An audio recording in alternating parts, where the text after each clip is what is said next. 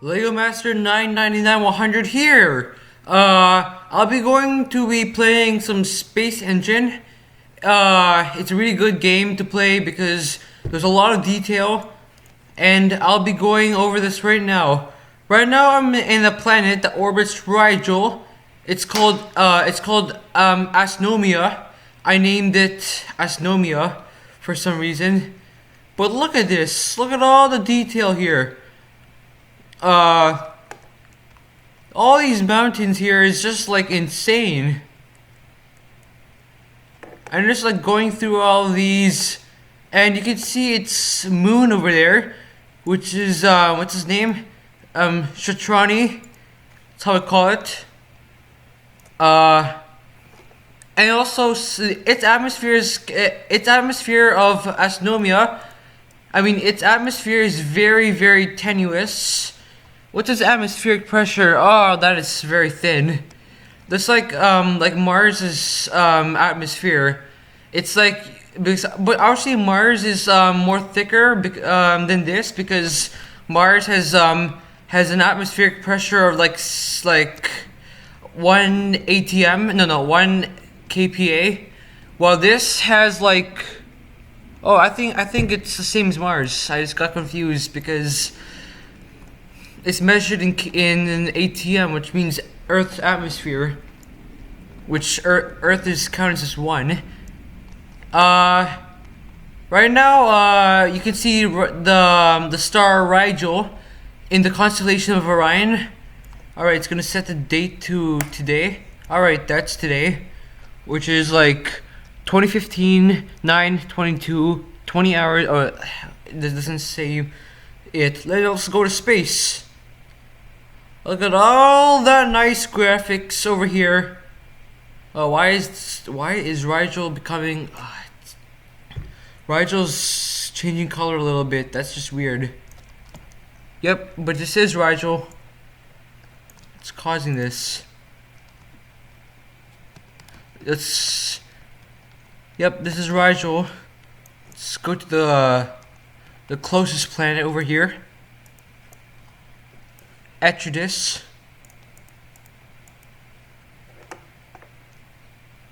Alright, it's a scorched gas giant. No, it's an ice giant. Oh, why am I in spacecraft mode? No wonder why it's hard to control it. But anyways, this is Asteroids. It's so near the star Rigel, a supergiant, classified as B83.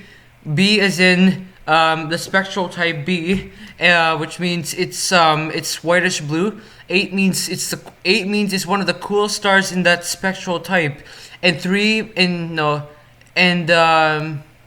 actually it's B81A, not B23. It's just, but 1A means luminous supergiant. That's how luminosity classes are classified in spectral type. Oh, look how hot this planet is. It's just so scorching. What's its temperature? It's like around let's see, its temperature. It says its temperature is 2235.6 degrees Celsius. Alright, this is it. You can see all that nice corona over here. And that's, if we speed up the time, it'll look like this. Oh, that's really nice. I'm speeding the time up by a few months a second. But anyways, let's head to the sun. Alright. Heading back to the sun. Let's head to the surface of the sun, which is a dumb thing to do when you're flying a ship in space. In KSP, I tried that before, but I overheated. If you land in the sun, you'll actually in real life you will not see something like this because everything will just be very blinding. Currently, this is how it looks like when you dim the light like a few hundred times. You can see all this solar granulate. I don't know how to pronounce it really, but it's solar granules over here. It's just luminous, classified as G2V. Oh, some sunspots. Let's take a look at these. There's a few sunspots here, but in real life, this can vary in the 11-year period because there's a thing called solar cycle where every 11 years its cycle repeats again the amount of sunspots that are available, and it's like every 6 years you'll every 11 years you get this thing called solar minimum. What this means is that there's like little to like zero sunspots on the surface of the sun. Yup. Then let's see if we go to Earth. See how Earth looks like. Alright, this is Earth. Oh, the lag is no. Because my LOD is set to like 2, because I have a graphics card over here of 765M 2 gigs, because I'm on a laptop. I can hear my computer working so hard. The creator hasn't added mountains and things like this as if it looks like a procedural planet, because in SpaceEngine there's a thing called procedural generation, which it's supposed to mimic the whole universe and see what it is, what it's like. Let's head to another star over here. See what's available. Alright, this one has life. It's a gas giant with life, but it's an aerial life with a green atmosphere, and it has it's an aerial life and unicellular, which means that unicellular means it's like one cell that is flying in its green atmosphere. And in gas giants, there's not much to explore here, but I have some saved locations over here while I was exploring the universe here. And let's go to Purple Desert and see what it is. Alright, this is it. Today, over here. Oh, a globular cluster. This is a hot desert planet. It gets laggy when there's a lot of stars in my way. And my magnitude limit is set to 7, which is good. Magnitude 7. And I'm using a 70-degree field of view. It's like, in this, actually, by default, this one is set to 45, but I set it to 70 degrees because I find it comfortable, because games like Minecraft and Roblox, they have a field of view of 70 degrees, which is very comfortable. And for 45 degrees, which is like the default, it gives me a headache sometimes, but it's just too zoomed in. Alright, here is the planet. It's like already fully loaded. It looks very, very detailed, and especially if you're down here. Wait, just wait for the bottom part to load. I'll eat some of these for a little bit.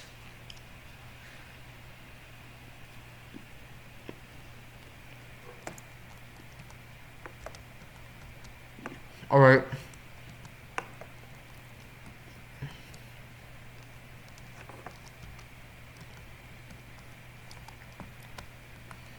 Is it loading or not? Alright, but anyways, let's explore the universe. Alright, let's see what this, enjoy the terrain.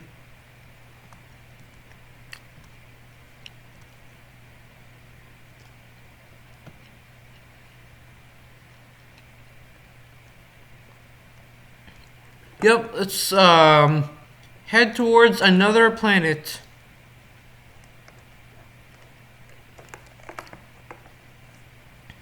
We can also try to get lost in SpaceEngine. Because trust me, it's fun. Zoom in. Zoom out. Let's get out of this globular cluster. Wait, where are we? Hold up a second. We are in Sagittarius dwarf spheroidal galaxy. No wonder why things are getting odd. So this is the Milky Way. Definitely. Yep, it is the Milky Way. Let's head further than that. We can see the Magellanic Clouds. And look at how amazing this universe is. I could see the local group and the galaxy cluster. The galaxy clusters over here, and if we zoom in, we get this thing called the Virgo supercluster. It's a group of galaxy clusters, including the local group in the Virgo cluster, and the other groups. They form one supercluster. That's what we call the Virgo supercluster. Let's zoom out of this supercluster and let's visit some more galaxies. We're just simply getting lost in SpaceEngine. Alright, let's go here. I'll just pick a random galaxy. Alright, let's go here. Alright, we just found a nice, awesome galaxy over here. Let's get into this galaxy.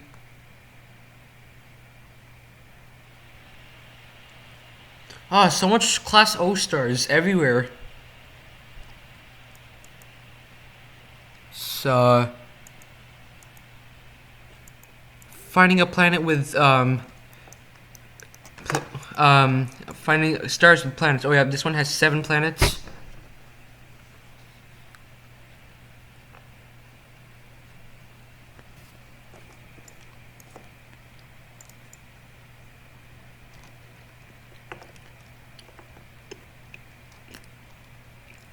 We landed in a class F star,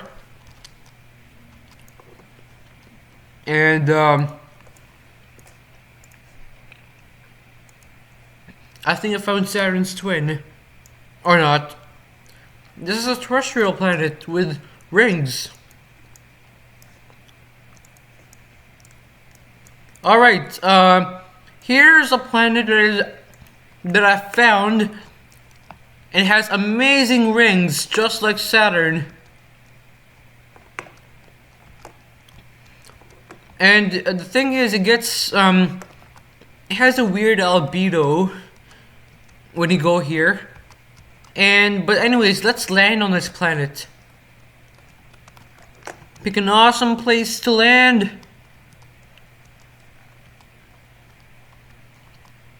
Let's wait for it to load. While it's loading, I'll eat. It's just generating.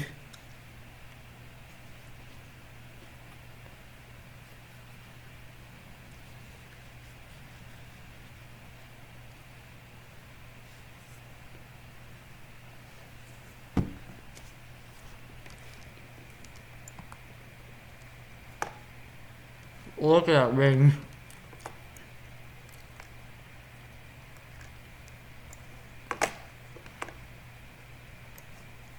Now let's head towards other planets in our universe, because there's like billions, no, not billions, but they're like nonillions, decillions, and even more than the amount of galaxies available in SpaceEngine.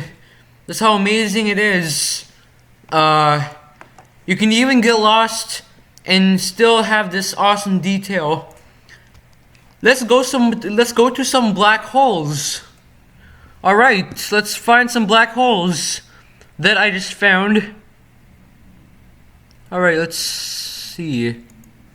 Not that. You know what? Let's go there.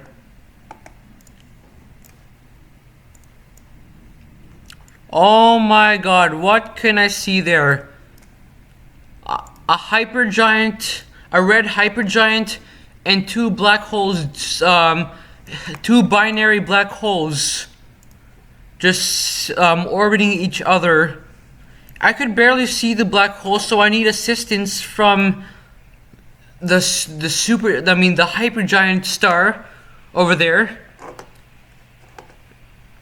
And for SpaceEngine users, have you wondered why stars look slumpy? That's actually how they look like in real life, but people made it like just like the sun, just for us to easily understand. But in reality, it's actually very lumpy because of its low density. Like for example, if VY Canis Majoris is only 25 solar masses, and it's like a thousand times, like a few thousand times much larger than the sun. The sun is only counts as like one solar mass, and if in 1 in 25 versus 1 in 1,000, it's not a huge difference. That's like nothing. So you would still get a very small density per cubic meter. So you'll end up having a weak gravity, which that's why it's slumpy, because the gravity is not strong enough to keep up all that matter in. And have you wondered why black holes what black holes really are? Black holes are just three-dimensional objects. They don't lead you to anywhere else. They're just three-dimensional objects, like three-dimensional crushed objects, crushed a little bit smaller than this thing called Schwarzschild radius. It's like the radius needed, depending on the mass, that the radius needed for an object to become a black hole. It's really cool to learn about this. This is astronomy, guys. So astronomy is awesome, and things like this. And sometimes in black holes, you see this thing called gravitational lensing. If you see, like, ever wonder like what this part is? Like this ring over here, where when you gravitational lens a star, you see this little I gravitational lens a star over here, which you'll see a little ring over here.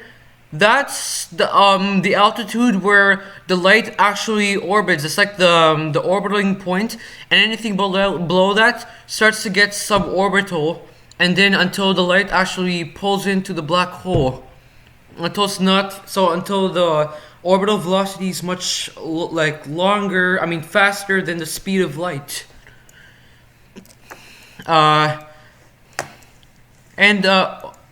Seriously, chill with this.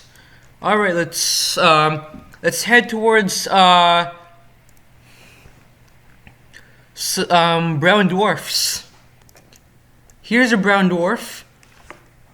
I wouldn't want to land in the brown dwarf because if I did, then my computer will crash because I don't have enough graphics memory for running these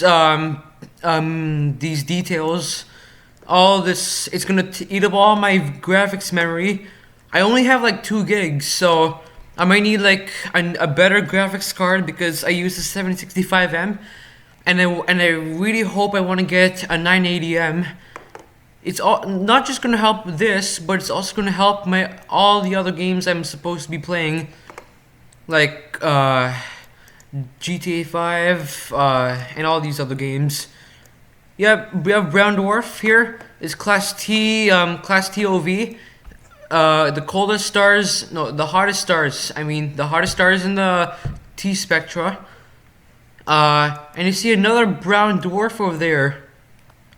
So let's head towards it. Oh, that wasn't a brown dwarf. That was a planet orbiting a white dwarf. I never knew it can get this bright. You can see these nice, good-looking auroras right over here. And I just landed right over here. like a sand valley over here in a crater. Oh, you can see the Milky Way over there, and it just dims when you go down. And I see a layer of clouds over here. And all these things. Let's head to another place. Let's explore some more SpaceEngine. I'm starting to get a feel that the reason why the game is called SpaceEngine because it's like an engine that generates planets, galaxies, and any other astronomical things. Let's head towards some more flag places that I've found.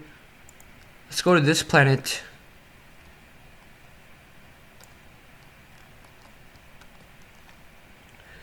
This planet here looks like a planet from Star Wars, where I did collect Lego Star Wars sets like in my old videos back in 2010. But don't worry, I still collect Star Wars sets until now. I'm still gonna do some Lego reviews. That's why originally I was my YouTube account is called Lego Master 999 and back then I used to call it Lego Master 999 back then. This atmosphere here is so thick that it actually gets red when you go down. It scatters away the blue light, leaving out the red light or longer wavelength of light. Let's wait for the detail to load.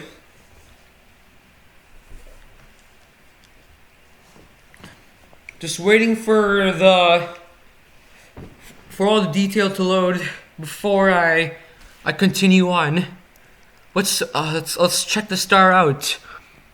It's an orange dwarf. It's a K6V star. It's actually much colder than the sun because the sun is like G2V, and the spectral types always go in an order of O, B, A, F, G, K, M, then L and T, which O is blue stars and M is red stars. L, T are brown dwarfs.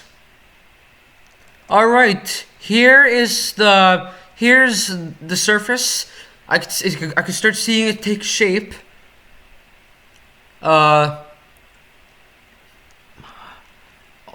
While it's loading, it's like at 13 FPS, but typically I run around 30, like 20 to 30 FPS while playing SpaceEngine. But since I'm filming, it goes down by a few FPS. You would know these things if you're a gamer, or you know how to play games.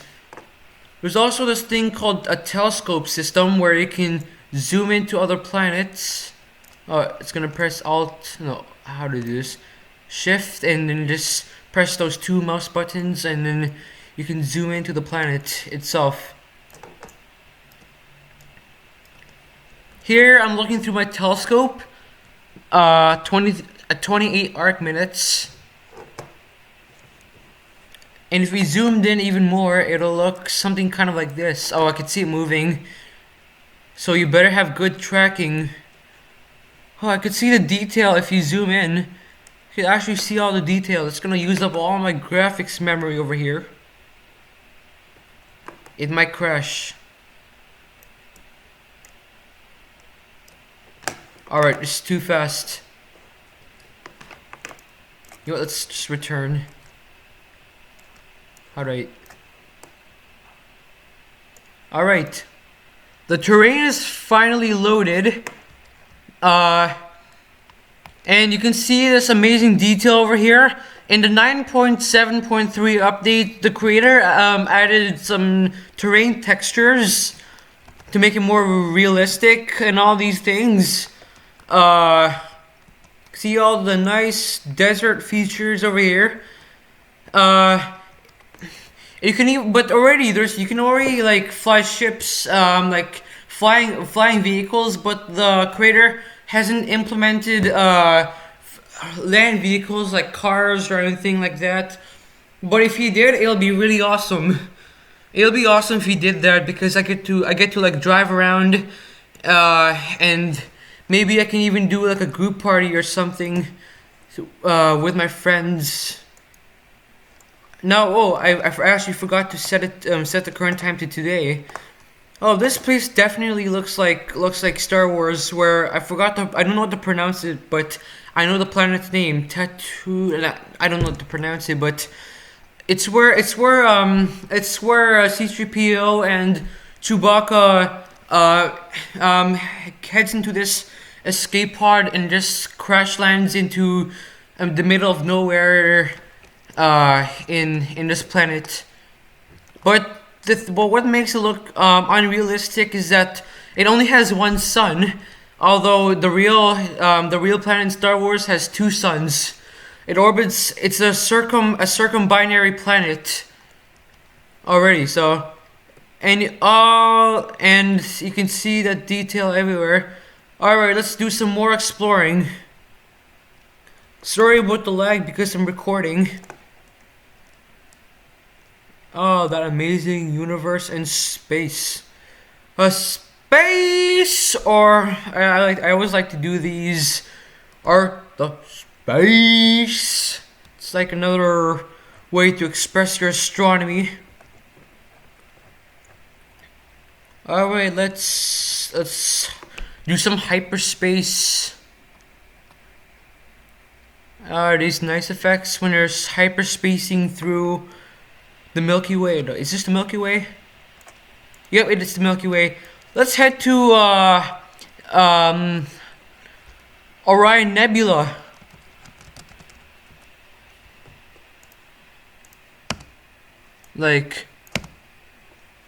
Just gonna press G to enjoy this nice journey. Wait. Yep, it's traveling.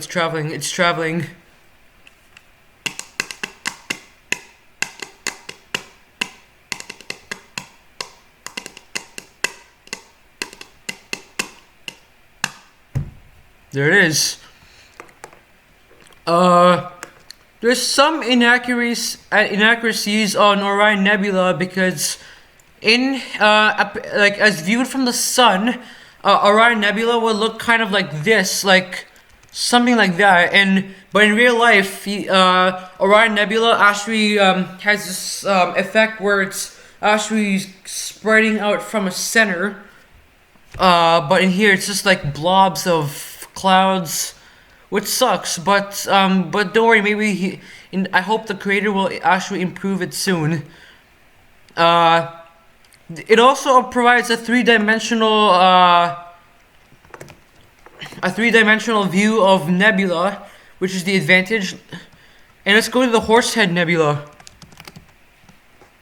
Yep, it's one of the nebula right next to Alnitak. It's also an absorption nebula, which actually blocks out stars from behind. But this part here is just illuminated by a few stars. I'm not very sure which stars it's illuminated from, but maybe I have a feeling it's probably Alnitak that's illuminating it. You can see the Flame Nebula over here. It actually looks. This one is like one of the most accurate nebula I ever seen in SpaceEngine. It actually appears to look like this in other perspectives. If you view it from here, you can actually see the whole nebula itself. It definitely looks like an absorption nebula or a dark nebula. Wait, I have a feeling this one is Alnitak. Let me see. Yep, this is Alnitak. Let's head towards Alnitak. A part of a star that forms Orion's belt. This is a supergiant. Oh, it's a class 09 supergiant. So it's one of the coolest stars in the O spectra so far. And it doesn't have any planets, of course, that's confirmed. No one has detected an extrasolar planet orbiting Alnitak.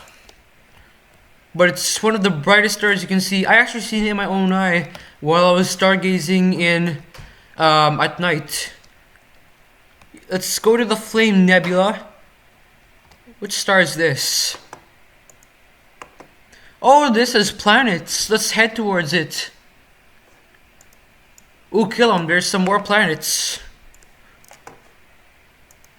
And near the nebula.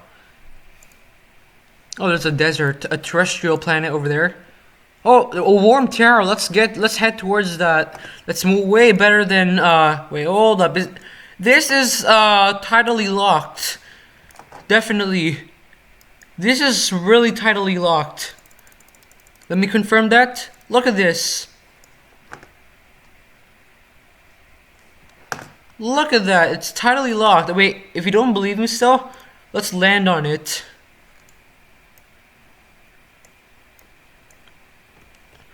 And if it appears to stay in the same position in the sky, that is definitely tidally locked. Let's speed up the time a little bit. Alright. It's wobbling a little bit because of the eccentricity of the orbit around the star.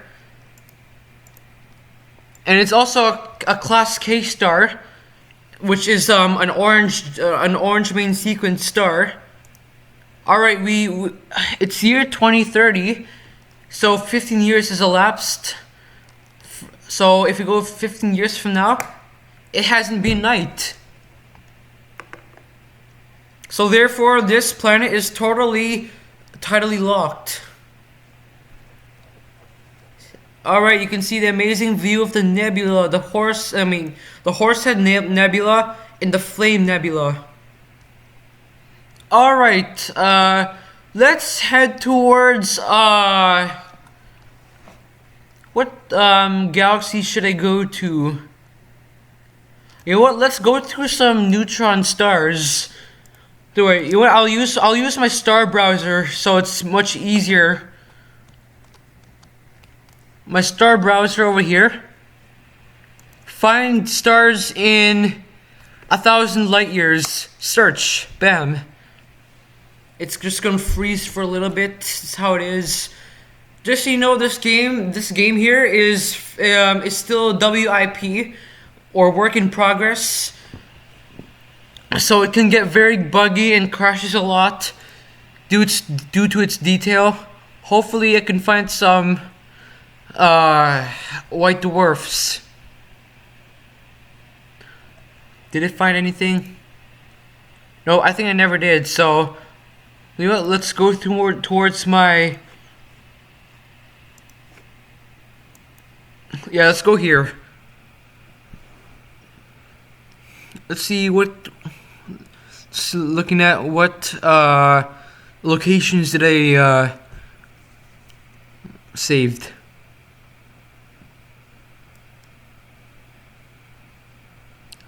So much, it looks like I have to clear most of these because it's just, it's like hiding where I want to go.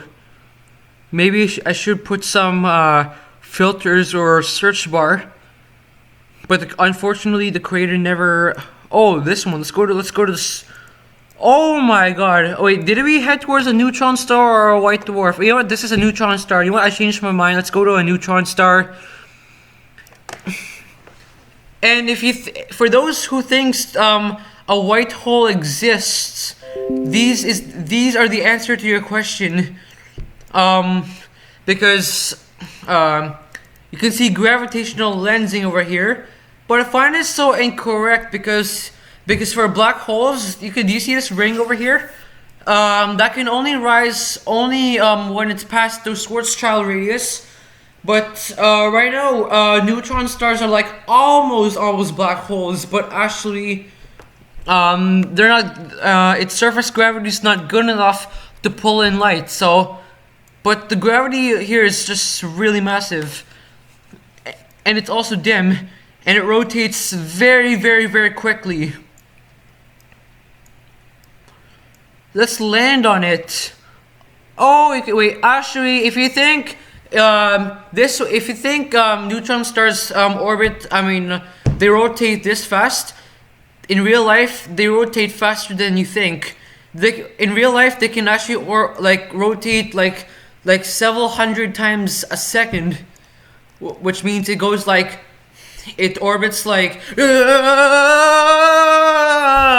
that's how fast they are. But in here, they kind of like slowed it down to represent and visualize how fast they can rotate. But just so you know, they're faster. They rotate faster than you think. All right, let's zoom out. All right, let's go and do some. Let's have some fun in SpaceEngine. All right, let's do some. Let's do some hilarious or random things. Not hilarious really much, but I always have to when I view Earth from high altitude, I'm always comfortable sending my camera to around 300 kilometers above but no more higher than 380 kilometers. So probably around here is good. All right. Why is the music playing really here? All right, the reason why I turned it off so you can actually hear my voice while I'm filming this, because I found out it's really hard to hear me when you're oh my god, let's press F12 to disable that, so you can, because I watched my videos and you could barely hear my voice, so I decided to solve the problem by doing this. Alright. Oh my god. But anyways, let's just select sun.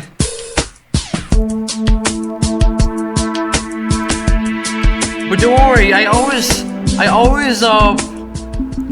play music every time I do SpaceEngine personally, but in this video, not really. But I always do that a lot.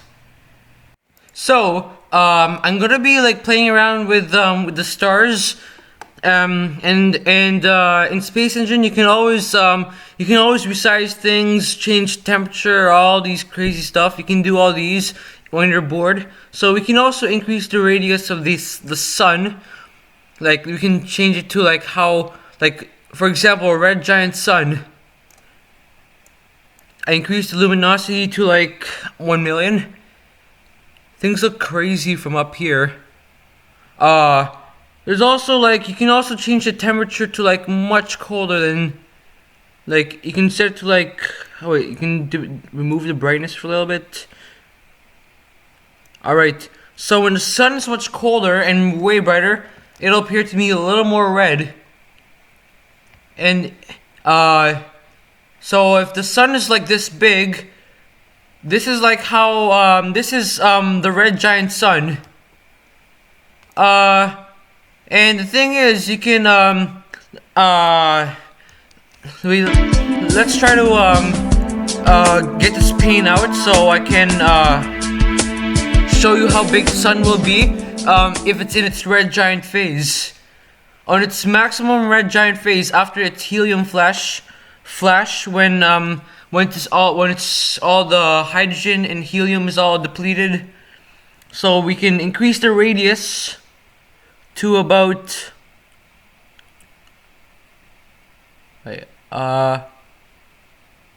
about here is good. This is how big the sun will be, and you increase the luminosity because it's gonna be way brighter. You also decrease the temperature to like to 2000 or 3000, around there, and make sure you turn down your brightness just so it's more realistic. It's part of the game. Alright, this is the red giant sun. How the sun will look like during its red giant phase. And if you go really like light years away, you could actually see the sun so bright, even just like Right now we're like 5 light years away from the sun. You can still see its lens flare from here. That's how bright it could be. But let's head towards, let's be like,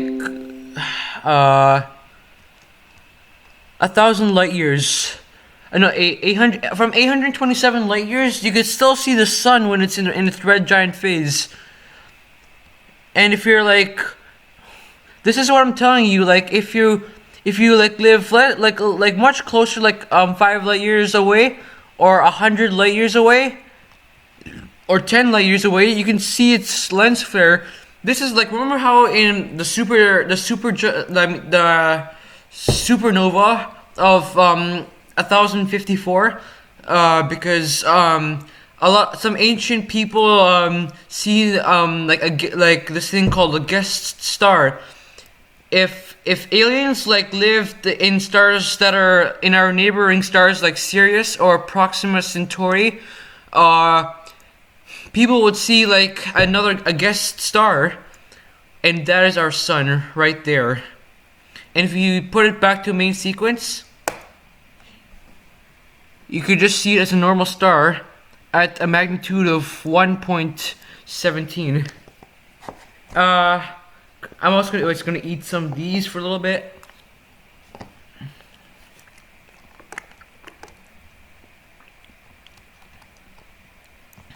Alright, let's do some more exploring in SpaceEngine. So you can fly ships.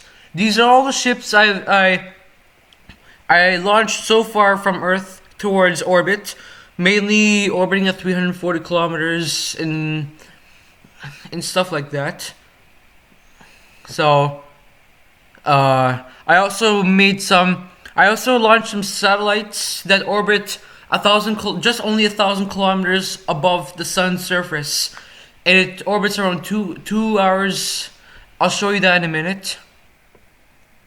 Right over here, let's go to Helios space station. This is the satellite I launched into low sun orbit. Oh my god, look at that. See, it's you can see it's like orbiting the sun at 1,000 kilometers in this huge ball of gas. It's just like, actually in real life everything will just be all white because it's just gonna be too bright. But they reduced the brightness, like I said, they reduced it because it's just a simulator. SpaceEngine is just a simulator. If you look at its orbital characteristics, it's orbiting at 437.49 kilometers a second. Wait, it's getting a little glitchy. And what's its let's read. It says it's a starship with a length of 549 meters. And it orbits approximately 2 hours, around 2 hours around the sun. So in Earth, the low Earth orbit will take like about 91 minutes, and it requires a speed of 7.72 kilometers a second. But if you put it in low sun orbit, you'll need a speed of 437.49 kilometers a second. Well, and it will also take 2 hours to orbit. So it's actually a little different. The sun's gravity is about like 270 meters per second. It's while the Earth is 9.806665 meters per second. So in order for this satellite to orbit at 91 minutes, you'll need to have the same proportions as the Earth. It's a long explanation, so I'll save that for later. So you can see me peacefully orbiting the sun. If I was working in the space station, I would need to have some awesome sunglasses with me, dressed like Snoop Dogg or anything like that, and do all these crazy stuff. And it's like if you were able to land on the sun, you would just see me just zipping by the sky because I'm just really, really, really fast. All right, like let's take a look at its orbit. Let's enable orbits. This pink line over here is actually the orbit of the satellite that I just launched. It's just very, very, very, very low. That you could, like, it's so low that you could barely see it. You could barely see it when you look at the whole sun itself. Because the sun is like around like 1,391,000 kilometers in diameter, and it rotates around 27 days in its very center. Actually, planets orbit, they don't orbit the sun, but they orbit the very center, because that's like basically the center of gravity. And also, the SpaceEngine also has a feature where you can view its Jupiter's nice rings.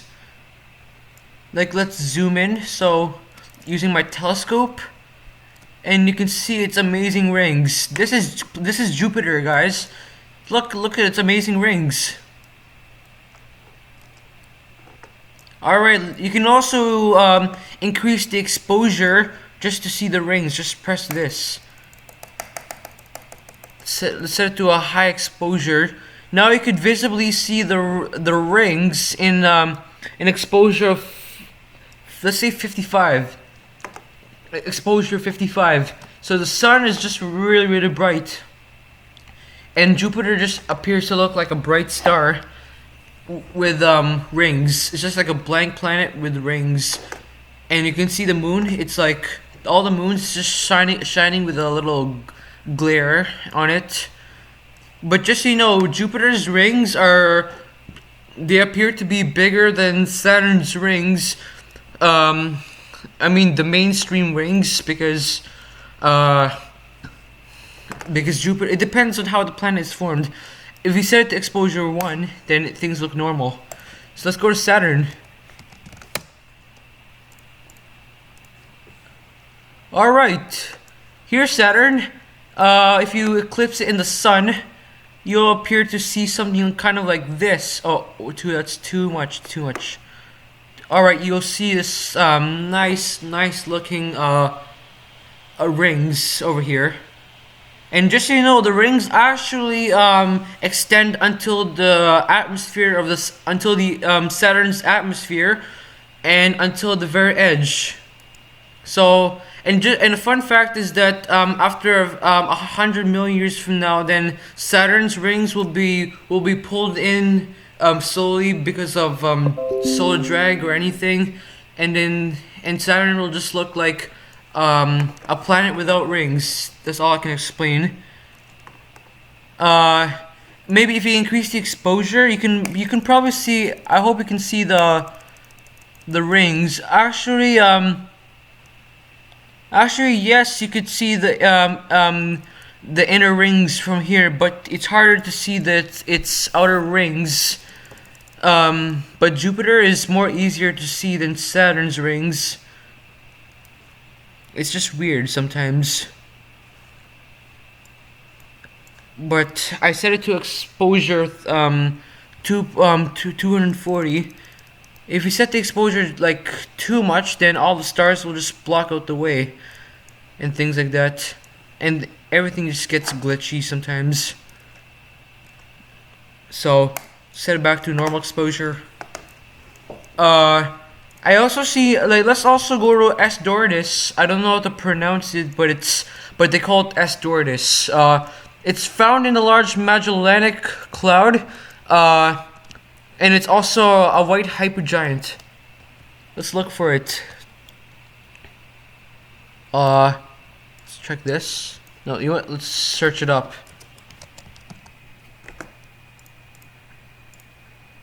Oh, it's right here in the center part of the galaxy.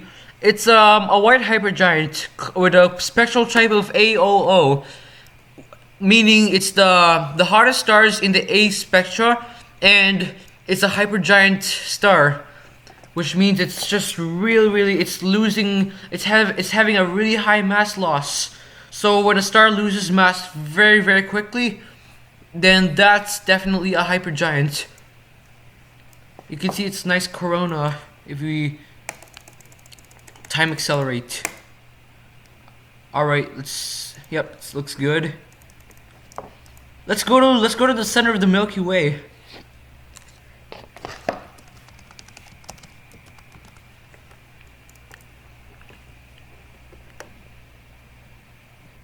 Here's the Milky Way. I'm going to zoom in, not zoom in, but travel inside just to get into Sagittarius A. It's a supermassive black hole, which has a mass of like 4 million suns or 4 million solar masses. Let's get to the center like as close as we can. We're like exactly a light year away. Let's head inside. Alright. Where are we?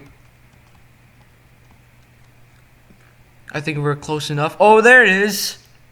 You can see all the stars are orbiting this supermassive black hole, which is Sagittarius A. Let's find the black hole. Oh my god, where is it?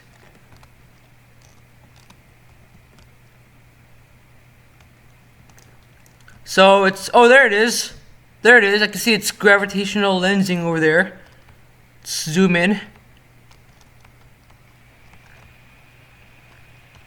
Alright, here's the black hole. It's just supermassive.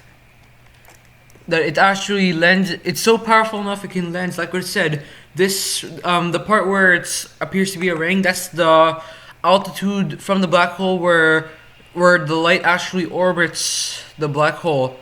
Like right here. Let's try landing on a black hole. And just so you know, black holes actually rotate much faster than neutron stars do. Because black holes are basically like even further neutron stars. So much gravity that it pulls in light. If light speed were to be infinite, then black holes wouldn't exist and will just appear to be supermassive neutron stars that will just be really strong. That's how it will be, and there's gonna be no gravitational lensing at all because light just passes straight through. All right, you can't really land in, but it's just but if you did, then you would just get crushed. And if you get people think you get sucked into a black hole, but actually you don't. Black holes act exactly what planets or stars act like, but except the gravity is just much stronger. And if you have like infinite strength, then you would, and if the black hole were to be solid, you would be able to stand on it because it's just 3-dimensional. That's just my my theory. But anyways, I was gonna eat this. I always like eating junk food.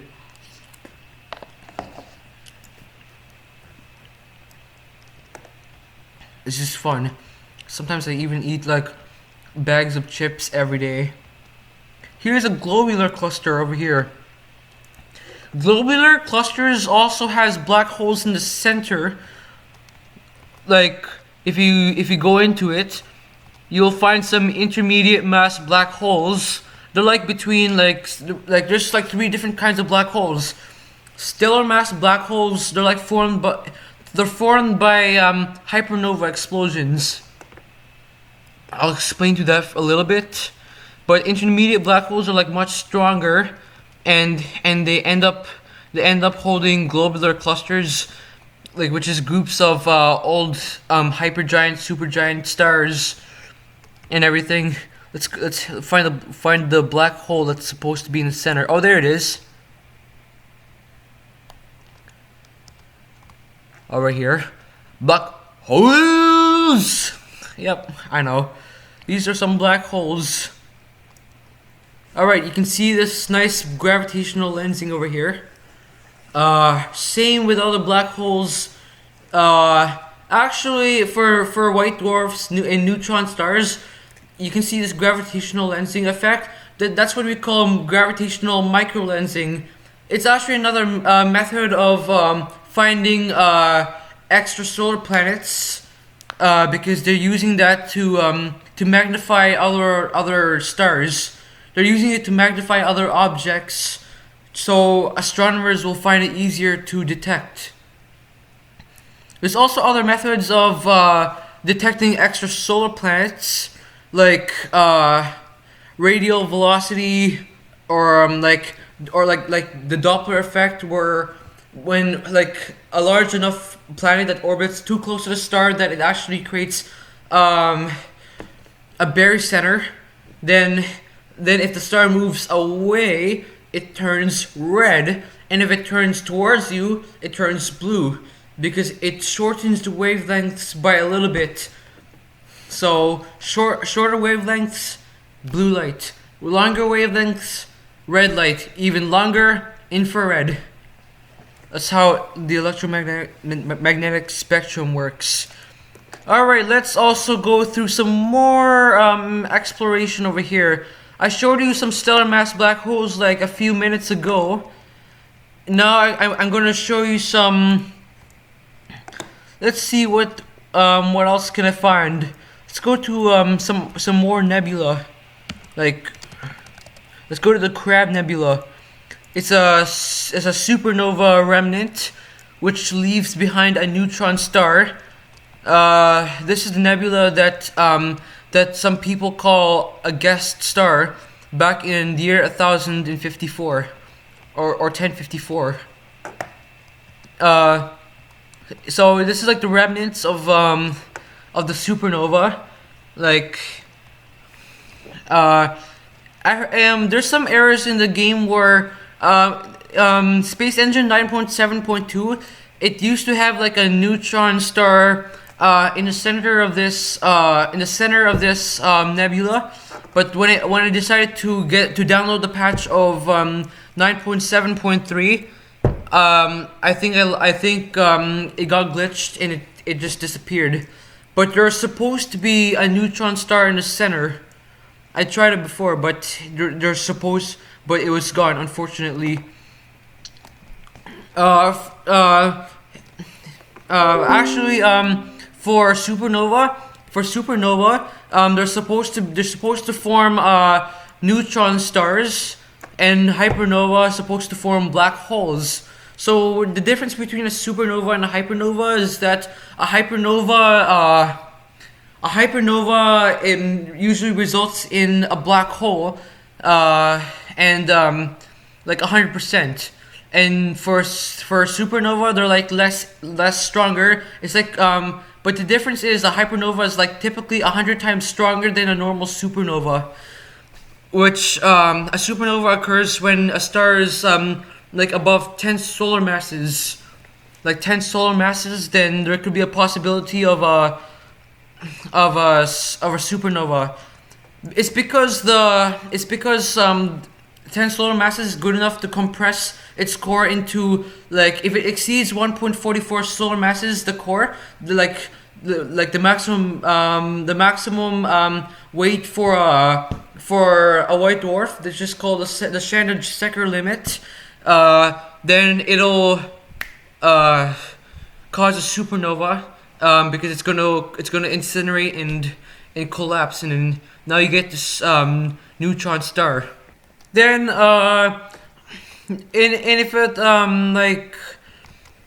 a certain point, depending on its radius, on the neutron star's radius, if the star is way heavier, then you'll end up in a black hole.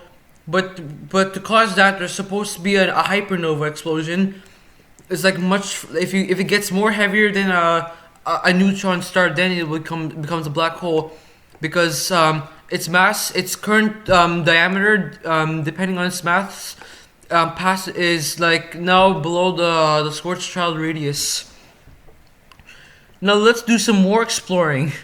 There is Wolf-Rayet stars in SpaceEngine, like Eta Carinae.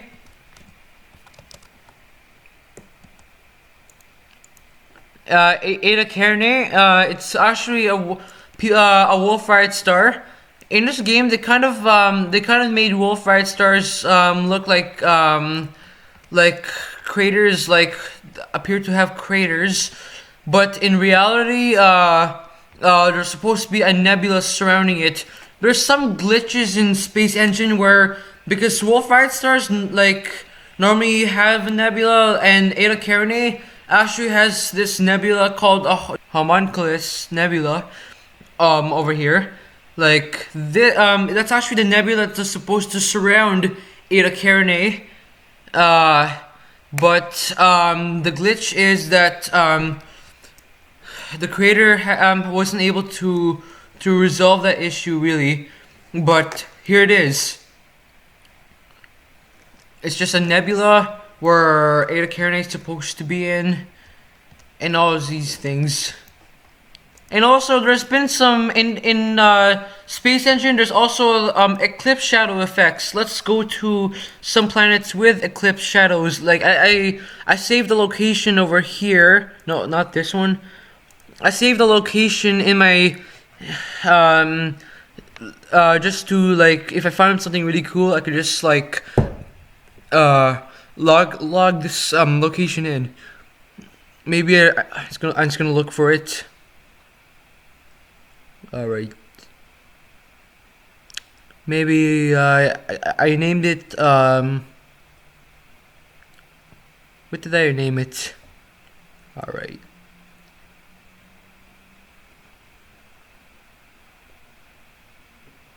Alright, it's hard to find it. I'm just gonna look very carefully at it. Alright, I found one over here. You can see the planet over there with rings together with the sun. And if you just time accelerate, you can like see the eclipse shadows. Look at that! Look at that! That is very, very Ukilum. You can see like when there's an eclipse, then you can actually see the atmosphere turning dark when every time it comes, like heading to the ocean. Alright, here it is. You can see it's getting more dim. Alright, as the night falls, let's watch the light fall. It's getting so dark over here. And yes, we finally made it so dark. Now all the creatures will sleep as if it's night. You can stargaze at the daytime and all these things. Zoom out. Alright, the planet hasn't fully eclipsed yet, but you can see it's almost there. If we time accelerate more, then you'll see something like this. Now where is the planet? It's totally dark. I could barely see it. Now it looks like a black hole, but without strong gravity and without any gravitational lensing or anything else. Yep.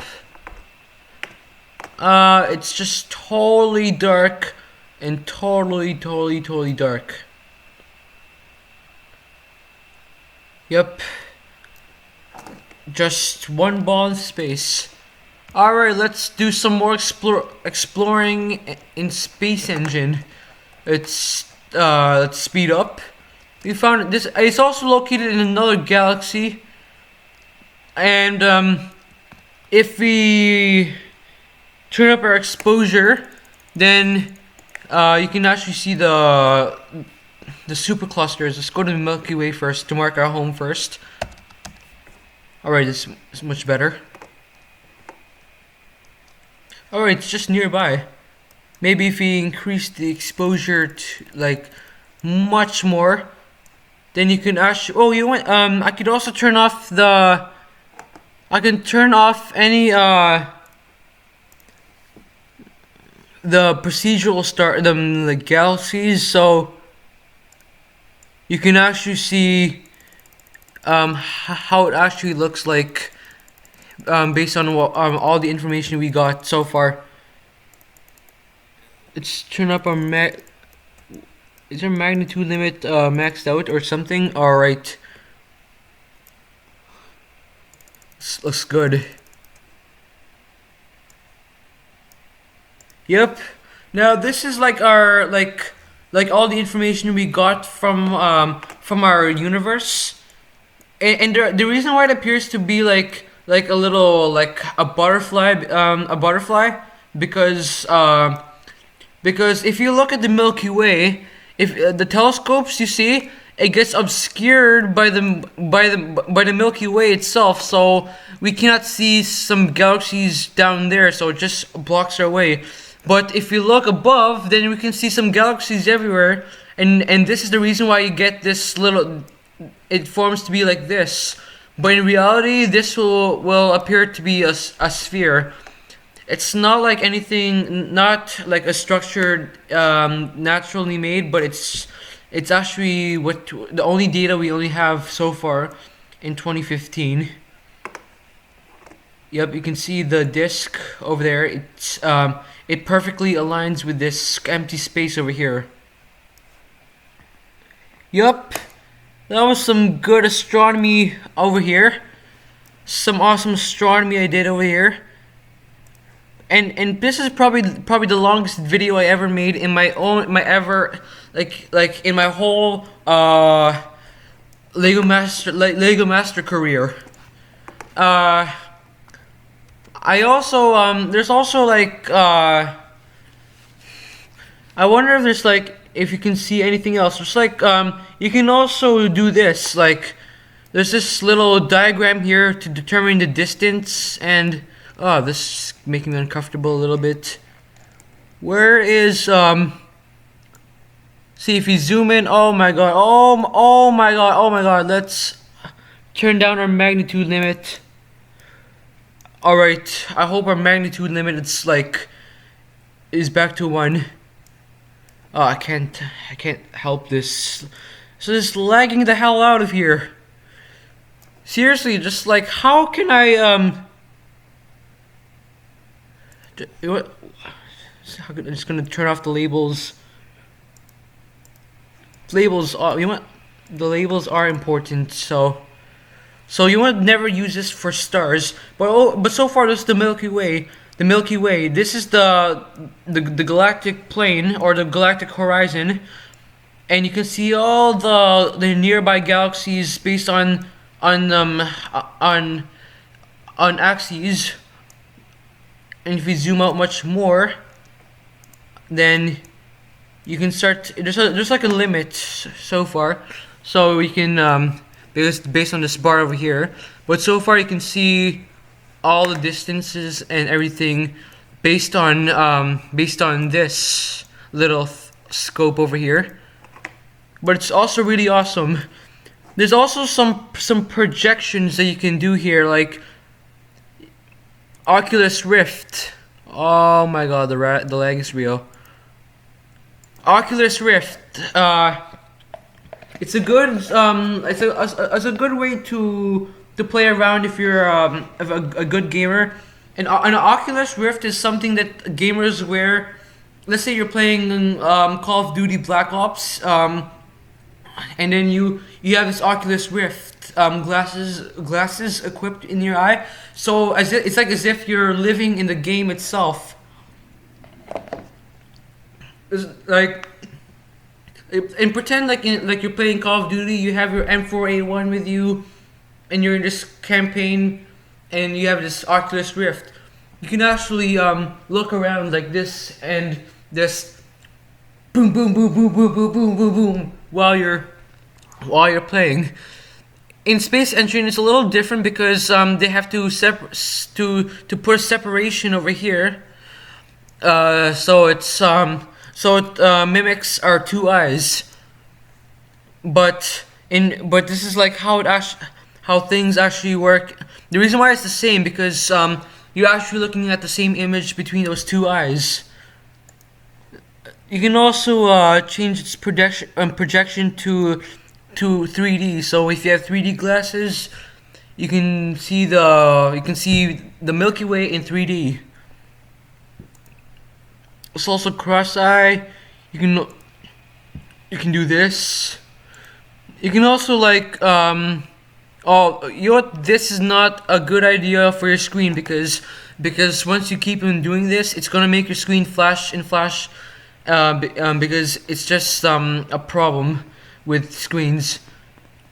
For fisheye, it appears to. You can also change it to 360 degree of field of view, but things looks like you can see like this gravitational lensing effect. This is how 360 degree field of view looked like, and if you use a fisheye, so it will look something kind of like this, and it gets a little more laggy because you look more wider in there. There's also a cube map over here. So if you want to make a game, especially Roblox, you have a cube map. This cube map. All skyboxes are based on the cube map, not on sphere maps or anything. But you need a cube map. All 6 faces. I did that on. I already did that before. Like for example, Earth from orbit. I can make a game from orbit based on SpaceEngine. It's just really awesome. Let's go to some asteroids. Let's visit Toriclo. Asteroids are like stuff that they're like rocks in space, left by the formation. Oh my god, what is that? How does these arrows end up here? Because last time I never seen these arrows before, but I ended up seeing them just now because I don't know why it just popped up. Is there like a secret update? But anyways, this is an asteroid. This is an asteroid named Toriclo. It's one of the. It's an asteroid with rings, and how they determine is that they use an occultation between a faint star versus the asteroid itself. And how they detected the rings is that like when the, let's say this is the star and this is Toriclo, and the rings are there, so it eclipses the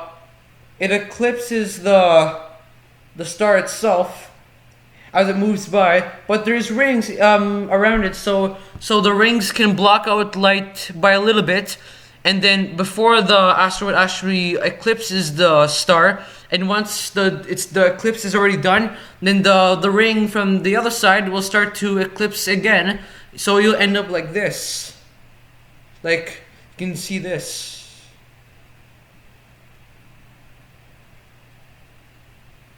Something like that. And if the scientist sees that, they could conclude that this asteroid probably has a ring, or maybe, yep. But that's how they do it. Let's see if there's let's find DA14. Oh no, there's no DA14, but there is like. There's asteroids that are named by provisional designation. Like for example, there's it says 2010 EN65. So 2010 is the year it's discovered. E is the half month. Like it goes from A to. It goes A to Y or something like that. It goes to A to Y. Then because there's like 24 half months. Actually, they're supposed to skip out 2 letters like here. But I don't know really much about provisional designation. That's what scientists like. That's what NASA calls it. But E is the half month, like the 5th half month of the year. That probably is March 1 to 15. So N is the It's like in that half month, that's that's the 14th asteroid ever discovered in that half month, and 65 is how much times did you pass through the cycle of A2Y, and that's how you get your provisional designation. It's a long way to explain it, so that's what I know about it. That's how asteroids are named. I seen some asteroids that have names like some of them have weird names like Mr. Spock. It's an asteroid, but it's not in SpaceEngine. But I just know that asteroid. It's just like it's a minor planet. That's actually well, asteroids are also known as minor planets, really. And in SpaceEngine, you can always see all the asteroids in. You can always view all asteroids, like these are all the asteroids in SpaceEngine. Oh my God! Look at all these asteroids. You can see the Kuiper Belt over here. And you can see the asteroids right over here. You can see all the asteroids over here in those two layers. Like this, the asteroid belt over here. If you turn on, let's see.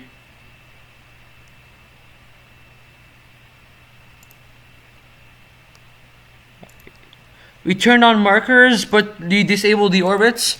Then now we can see all the asteroids in SpaceEngine. So you'll end up seeing things like this. This is the planet Jupiter over here. Wait, where's Jupiter? Oh, right there, right around there.